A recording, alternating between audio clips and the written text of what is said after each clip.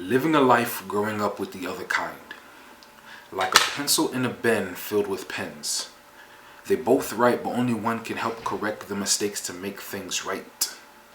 But being observant of the others, I noticed I am not the same. Never experiencing the real thing. Always contemplating on whether I should run away or just hide.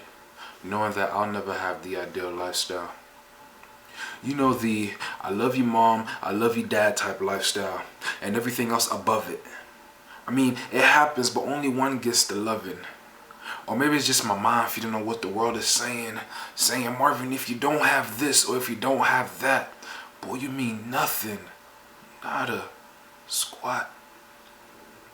I mean, it makes sense to me. Look at how much they get paid to deprive me with such a proceed statement. It must be exquisite. And they didn't even have to pay me a visit. So I just compromised according to the world's expectations. If you grow up without a father, you're the man. And so I took that to the brain like cocaine's in your vein, cause you to go insane, thinking they cannot tame the untamed, beating up the man and woman of the house, verbally. Yes, my mother and I constantly have verbal confrontations, and no, it's not occasionally. And my excuse to that is, where's daddy? Because if daddy was here, he would have placed that belt to my backside.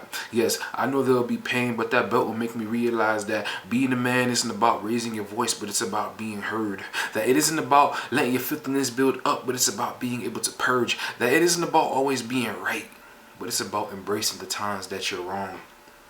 But I never had that man in my life to emphasize it, so the days just went on. Now I'm sitting here second guessing my existence. Maybe I was born by mistake, or it should have been another boy living.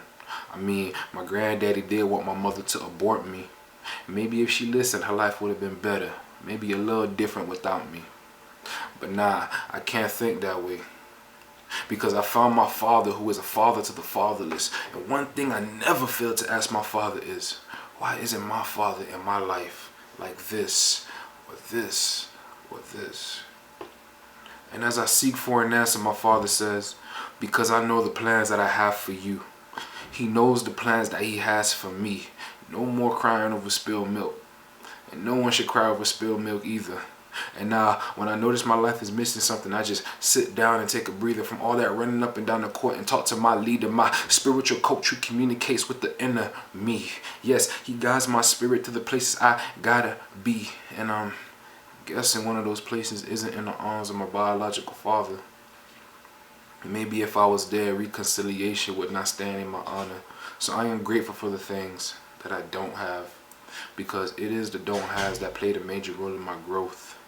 Today is the tomorrow I was worried about yesterday. All the waste of my time. Now it is in Christ that I place my hope. I love you, Dad, wherever you are.